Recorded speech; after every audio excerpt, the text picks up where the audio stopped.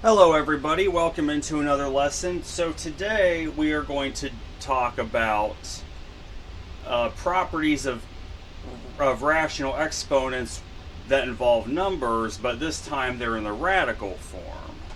So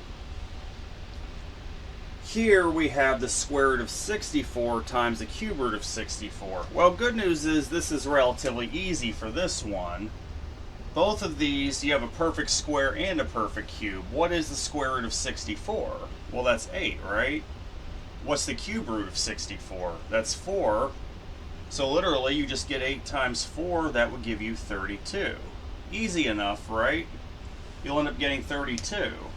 So that one was actually relatively easy, but what about the rest of them? Let's say you have the fourth root of 8 times the fourth root of 2. So you have the fourth root of 8 times the fourth root of 2.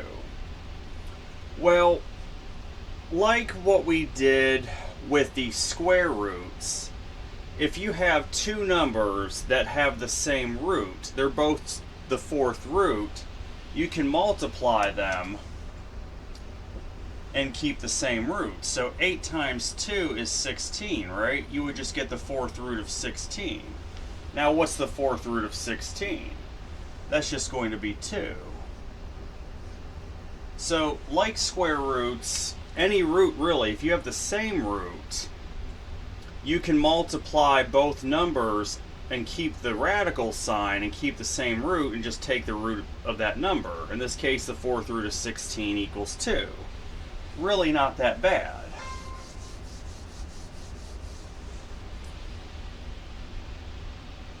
On the other hand, let's say we have the fourth root of 5 times the fourth root of 5. Okay? This is a bit different. It would be in your nature to think that if you multiply a root of a number times the root of the same number, the roots would cancel out. Well, keep in mind these are the fourth roots. The canceling out part only works on square roots.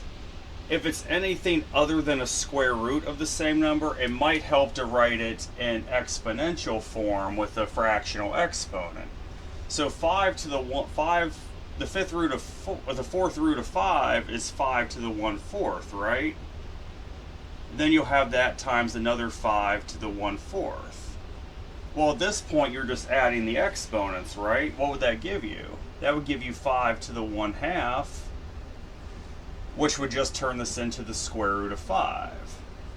So the radical doesn't cancel, you just get a different root. You would end up getting the square root of 5 for your answer.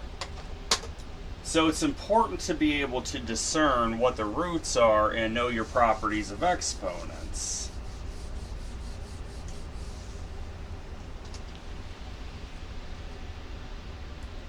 Alright, now we have the cube root of 6 times the fourth root of 6. All this is going to be raised to the 12th power. So we have the cube root of 6 times the fourth root of 6, the whole quantity raised to the 12th power. This is a case where I would say you want to take that base 6 and write them as rational exponents. So the cube root of 6 is the same as 6 to the 1/3, right? And then the fourth root of 6 is the same as 6 to the 1/4. All that to the 12th power. Alright. Now you're just simply going to start inside the parentheses. You're going to add the 1/3 and 1/4. So let's go ahead and do that. 1/3 plus 1/4. That would give you 4 plus 3 over 12, which would end up giving you 7/12. So what this would turn into is 6 to the 7/12 power raised to the 12th power, which you take 6 to the 7/12 power, raise that to the 12th power, you'll end up getting just 6 to the 7th. which is going to give you a very large number. Let me get my calculator for that.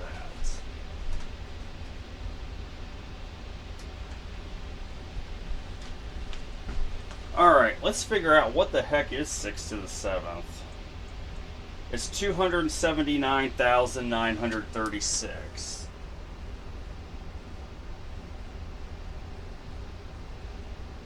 So the answer would end up being 279,936. What a nice number, right?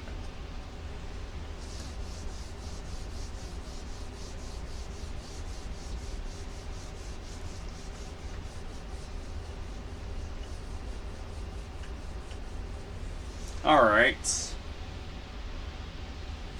Now, we have the square root of 7 divided by the fifth root of 7. So you have the square root of 7 divided by the fifth root of 7. Okay, you have the same base, but you have different roots. Might be a good idea to convert this into a base in each with fractional exponents. So the square root of 7 is the same as 7 to the 1/2 power, right? And then the fifth root of 7 is the same as 7 to the 1/5 power. So since you have the same base raised to a power divided by the same base raised to another power, it's clear to see that 1/2 is greater than 1/5, so you're going to take 1/2 minus 1/5, which would end up giving you 5 minus 2 over 10, which should end up giving you 3/10. So this is going to turn into 7 to the 3/10 power,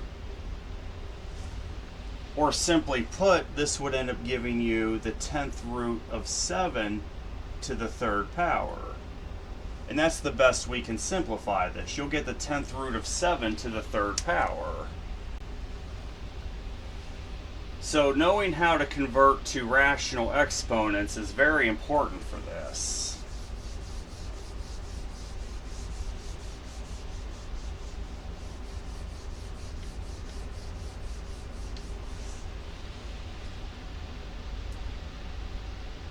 All right.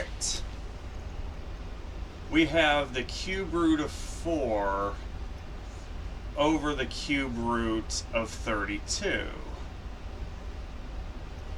So we have the cube root of 4 divided by the cube root of 32. Well,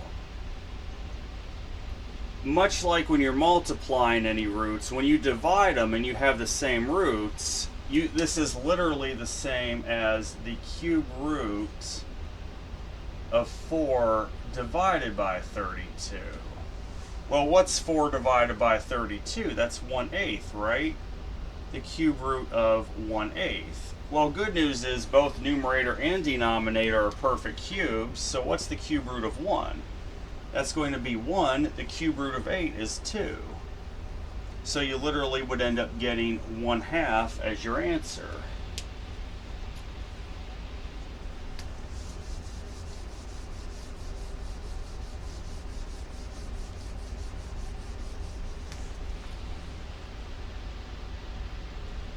Different here. So we have the 6th root of 8 times the 6th root of 16, all that, divided by the 6th root of 2. Alright, so you have, granted, the same roots, however, you have different bases. What I'm going to suggest is first we convert these all into bases with rational exponents. So 6th root of 8 is the exact same as 8 to the 1/6 times the 6th root of 16 is the same as 16 to the 1/6. All that divided by the 6th root of 2 is the same as 2 to the 1/6. So we've got it in a better form to work with. Now, these look like different bases. However, we can actually convert these into the same base. How, you ask? Let's look at 8. Does 2 to any power equal 8? It certainly does. 2 to the third, right? So if you take 2 to the third, which is 8, to the 1/6 power, now times we have the 16. Does 2 to any power equal 16? Yeah, 2 to the fourth. So you'd have 2 to the fourth raised to the 1/6 power. This all over 2 to the 1/6. Well, what do you know? We have the same base. Now let's deal with the properties of exponents. 2 to the third raised to the 1/6. We're going to keep everything to the 1/6 power. We're going to keep everything with a denominator of 6. This would be 2 to the 3/6 times 2 to the 4/6 all over 2 to the 1/6. Make our lives a little bit easier here. Keep the same denominator for our exponents. Now in the numerator, you're just going to add these exponents. 3/6 plus 4/6, that's going to equal 2 to the 7/6 all over 2 to the 1/6. Now you just do more properties of exponents. You would get 2 to the 6/6, which would just be 2 to the first, or simply 2. So in the end, you should get an answer of 2.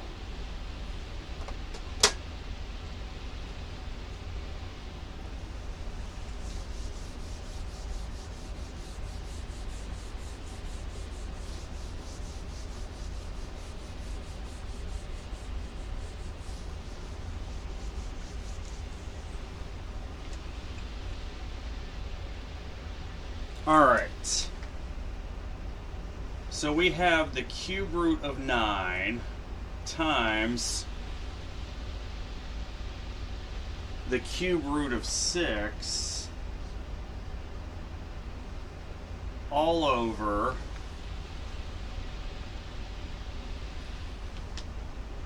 the 6th root of 2 times the 6th root of 2. This looks like quite a mess, doesn't it? So the cube root of 9 times the cube root of 6, that whole thing divided by the 6th root of 2 times the 6th root of 2. Well, I'm going to suggest that once again we convert all this into bases with rational exponents. So the cube root of 9 is better known as 9 to the 1/3 times, we have the cube root of 6, which would be 6 to the 1/3, divided by the 6th root of 2 is the same as 2 to the 1/6 times another 2 to the 1/6. All right, now these aren't the same base, but 9 and 6 have common factors of 3. That's really going to come in handy here in a second. 9 is the same as 3 times 3 to the 1/3 times your 6 is the same as 2 times 3 to the 1/3 all over your denominator. You could just add the 1/6 to 1/6. You'll end up getting 2 to the 1/3. Now let's expand this out. You would end up getting 3 to the 1/3 times 3 to the 1/3 times 2 to the 1/3 times 3 to the 1/3. All that divided by 2 to the 1/3. All right, well, what do you notice here? 2 to the 1/3 cancel out between the numerator and denominator. All you're left with are multiplying 3 to the 1/3 together. That would give you 3 to the 3/3, or simply just 3. So in the end, the number you should get would be 3.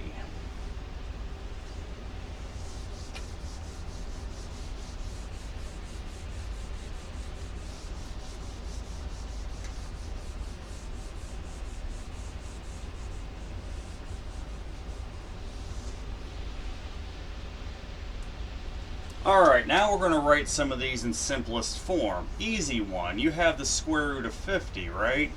We just have a simple square root. Well, under the radical, remember you can split these up into factors of 50. We have a factor that's a perfect square.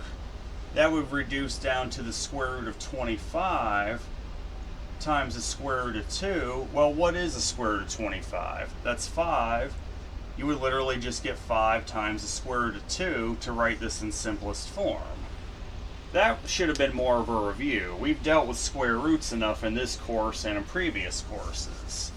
So that one was easy enough. But let's say you have the fifth root of 1,215. So now you have the fifth root of 1,215. So we need to see, are there any factors of 1,215 that are a perfect fifth, in other words? Well, let's take 1,215 divided by 5. That would break down into the fifth root of 243 times the fifth root of 5. Much like with square roots, you can do the same properties with any other roots as long as they're the same roots. Well, what is the fifth root of 243? That's 3.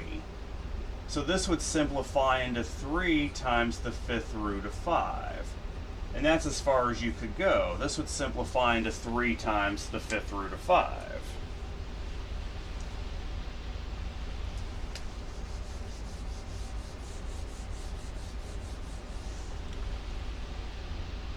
Alright, now we got the cube root of 18 times the cube root of 15. So the cube root of 18 times the cube root of 15. Well, since they're both the same root, you can go ahead and multiply these. Let's figure out what the heck is 18 times 15. I have a good idea, but I want to make sure. Yep, it's going to be 270. So that would be the cube root of 270. Well, 270 is definitely not a perfect cube, right? But are there any factors of 270 that are? What if we split this up into the cube root of 27 times the cube root of 10?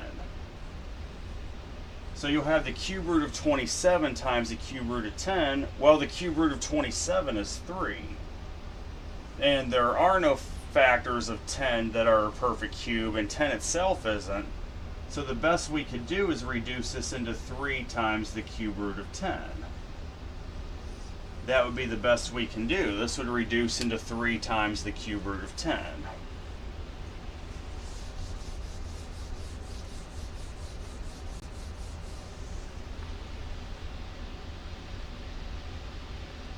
Alright, we have 3 times the fourth root of 24 times 5 times the fourth root of 2.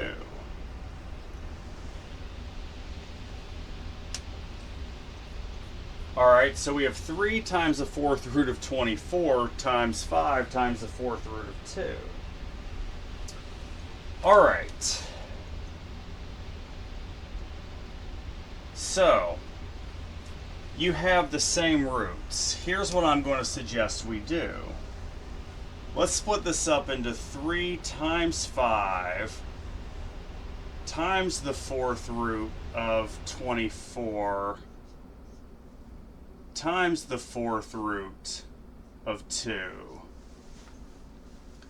Okay, now, what is 3 times 5? That's 15.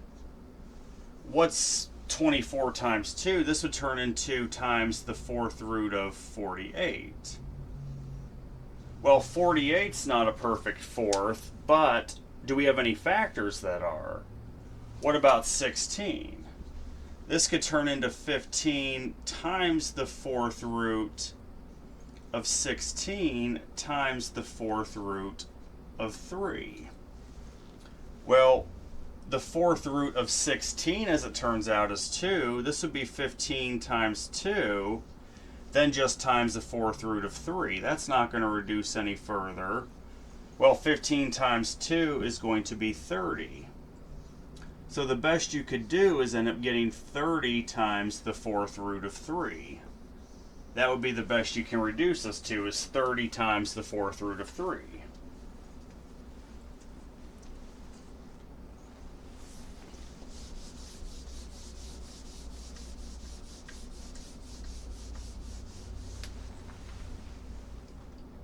I have about 4 more, then we're done with the lesson. Okay, so we have the cube root of 1 over 7. So we've been given the cube root of 1 over 7. Well, this obviously is going to split into the cube root of 1 over the cube root of 7, right? Okay. Well, the cube root of 1, good news, is literally 1. That's still divided by the cube root of 7. But it's bad practice to leave a radical in the denominator. We have to rationalize the denominator.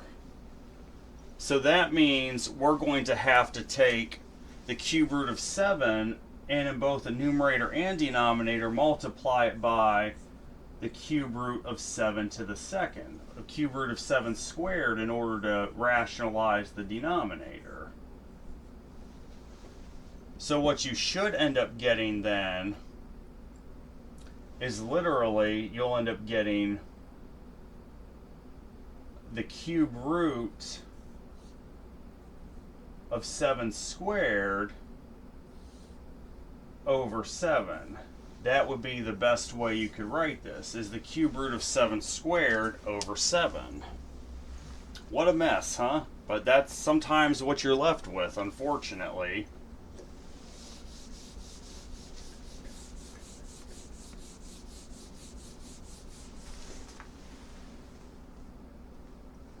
Alright, we have 2 divided by the 6th root of 81. So we have 2 divided by the 6th root of 81. Well, basically at this point we need to go right to rationalizing the denominator. So that means we're going to have to multiply both numerator and denominator by the 6th root of 81 to the 5th in order to rationalize this. So take the 6th root of 81 to the 5th all over the 6th root of 81 to the 5th, multiply it by that. Literally the best you could do is 2 times the 6th root of 81 to the 5th all over 81. Unfortunately, that's about the best you can do. You'll get 2 times the 6th root of 81 to the 5th divided by 81. That's the best you could simplify. I have about 2 more, then we're done.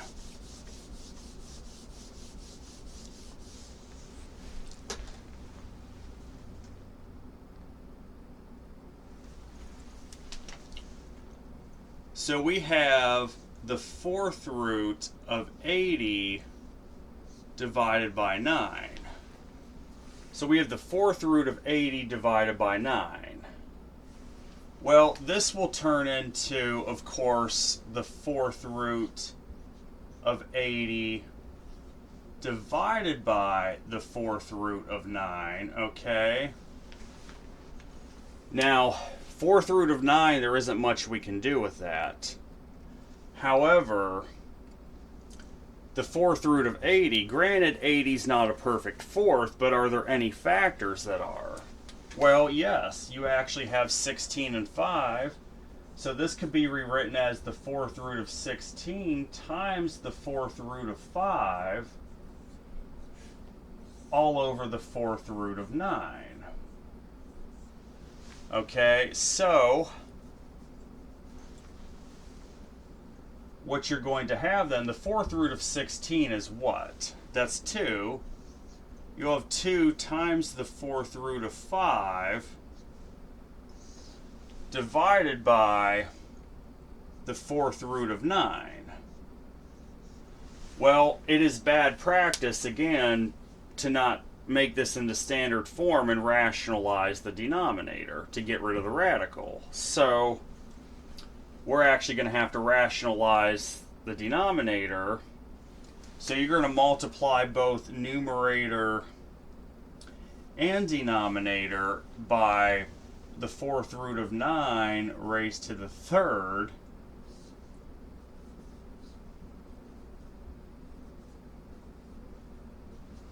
So this will turn into 2 times the fourth root of 5 times the fourth root of 9 to the third divided by 9. But could we reduce this any further?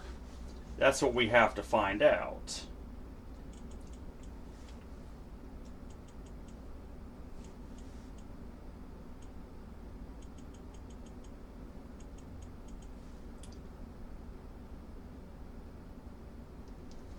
This would turn into the 2 times the fourth root of 3,625, I believe it was.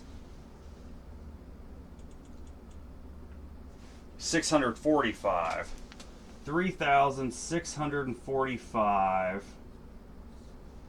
all over 9. Let's see if we have any perfect fourths.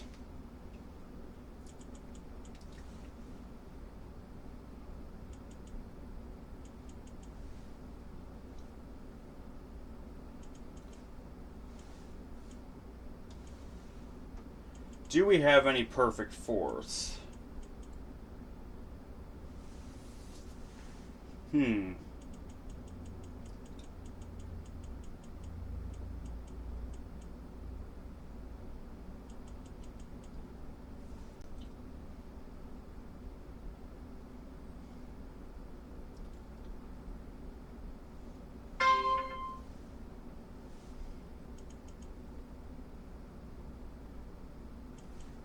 Interesting. So we end up getting 2 times the fourth root of 729 times the fourth root of 5 all over 9. Well, 729 is not a perfect fourth, but we would end up having 2 times the fourth root of 243 times the fourth root of 3 times the fourth root of 5 all over 9. Well, 243 is not a perfect fourth, but one of its factors is. You would end up having 2 times the fourth root of 81 times the fourth root of 3 times the fourth root of 3 times the fourth root of 5 all over 9. Well, good news is fourth root of 81 is 3. So what's 2 times 3? That would give you 6. Now the fourth root of 3 times 3 is the fourth root of 9 times 5 would give you the fourth root of 45. You get 6 times the fourth root of 45 divided by 9. Well, 6 and 9 both have common factors of 3. So what it should reduce to is 2 times the fourth root of 45 divided by 3. That's the best you could hope to reduce this to. 2 times the fourth root of 45, all that divided by 3. So that was a bit of a doozy, but that's the best you can reduce this to.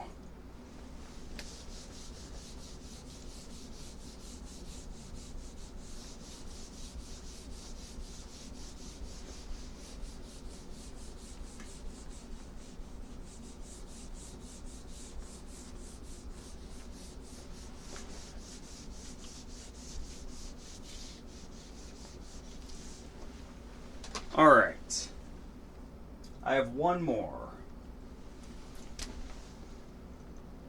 So we have the cube root of 4 divided by the 5th root of 8. So we have different roots and different bases. We have the cube root of 4 divided by the 5th root of 8. Can we convert? Well, first thing I would do, if I were you, convert this into a base with a fractional exponent. So this would end up being 4 to the 1/3 divided by 8 to the 1/5. Okay, now, can we make 4 and 8 the same base? Well, they're both perfect squares or cubes of 2, right? Because 2 to the second is 4, so you could take 2 to the second, raise that to the 1/3 power, and then 2 to the third is 8, so that'd be over 2 to the third times 1/5, which would simplify this into 2 to the 2/3 over 2 to the 3/5. Now you have the same base, and it's simply subtracting the exponents. Well, 2/3 is greater than 3/5, so we're going to favor the numerator in this case. So now take 2/3 minus that 3/5. That would end up giving you 10 minus 9 over 15, which would end up giving you 1/15 for your exponent. So this would end up turning into 2 to the 1/15.